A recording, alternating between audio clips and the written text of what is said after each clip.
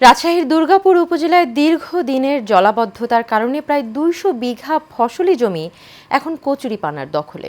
ফলে বদ্ধ হয়ে রয়েছে চাষাবাদ। এতে ক্ষতিগ্রস্ত শতাধিক কৃষক। যদিও উপজেলা প্রশাসন বলছে জলাবদ্ধতা নিরসনে উদ্যোগ নেয়ার পাশাপাশি ক্ষতিগ্রস্ত কৃষকদের প্রণোদনার আওতায় আনার উদ্যোগ নেওয়া হবে। বাড়িউল আলম শান্তর প্রতিবেদন, জানাচ্ছেন নূর মোহাম্মদ ভূঁইয়া। রাজশাহীর দুর্গাপুর উপজেলার আনুলিয়া গ্রামে দীর্ঘদিনের জলাবদ্ধতার কারণে চাষাবাদের অনুপযোগী হয়ে পড়েছে প্রায় ২০০ বিঘা ফসলি জমি। কম সময়ে এসব জমিতে ধান, পেঁয়াজ, রসুন, সরিষা সহ শস্য উৎপাদিত হলেও জমিগুলো কচুরিপানা থাকায় বন্ধ চাষাবাদ।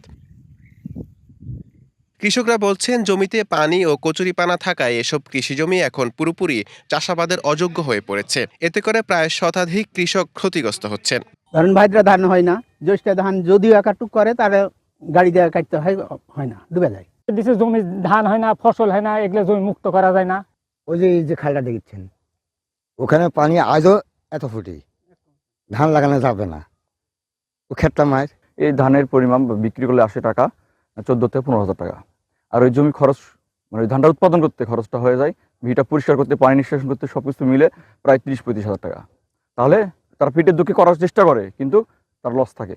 এমন বাস্তবতায় উপজেলা প্রশাসন বলছেন, সরজমিনে তদন্ত করে ক্ষতিগ্রস্ত কৃষকদের প্রণোদনা আওতায় আনার উদ্যোগ নেওয়া হবে। কৃষি ডিপার্টমেন্টের সাথে আমরা কথা বলবো যে আসলে এখানে কৃষকরা কি ধরনের ফসল ফলালে ওনারা উপকৃত হবেন সেই বিষয়ে আমরা ওনাদেরকে জানাবো। যদি এমনও হয় যে আপনারা জানেন অনেক ধরনের কৃষি প্রণোদনা রয়েছে, যদি তাদেরকে প্রণোদনার আওতায় আনা যায় সে বিষয়ে আমরা ব্যবস্থা নেব। দ্রুত পানি নিষ্কাশন কার্যকরের ব্যবস্থা গ্রহণ করে জমিগুলো চাষাবাদের উপযোগী করার দাবি স্থানীয়দের। নূর মোহাম্মদ ভূঁইয়া, এশিয়ান টেলিভিশন।